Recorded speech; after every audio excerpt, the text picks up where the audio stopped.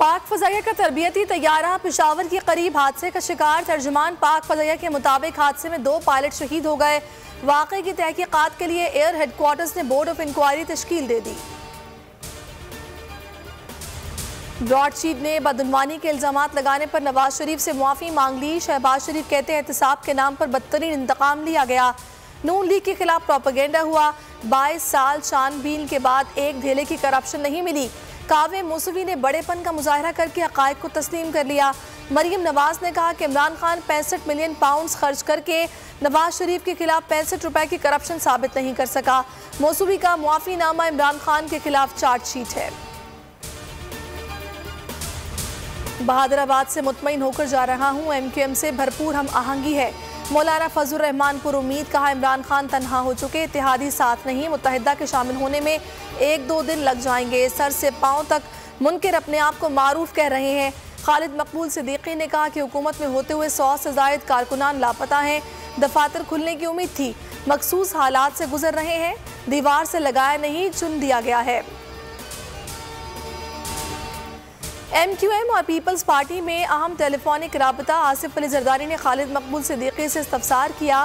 तहरीक अदम एतमाद पर क्या फैसला किया।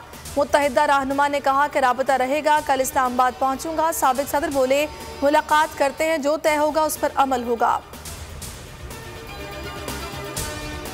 अदम एतमाद का सामना करने के बजाय हुकूमत के ताखीरी हरबे नाकाबिले बर्दाश्त हैं। बिलावल और शहबाज शरीफ में टेलीफोनिक गुफ्तगू। लीगी रहनुमा ने कहा कि इमरान खान और उनके हवारियों को भागने नहीं देंगे। चेयरमैन पीपल्स पार्टी बोले अवाम इमरान खान के मुआशी जुराइम पर मुआफ नहीं करेंगे।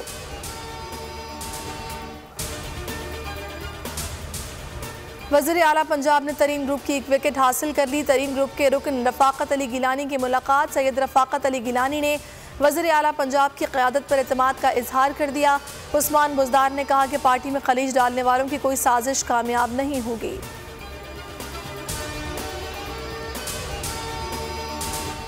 मजहब का दहशत गर्दी से कोई ताल्लुक नहीं। इंतहा पसंद सोच किसी की भी हो सकती है, उसे इस्लाम से क्यों जोड़ा गया।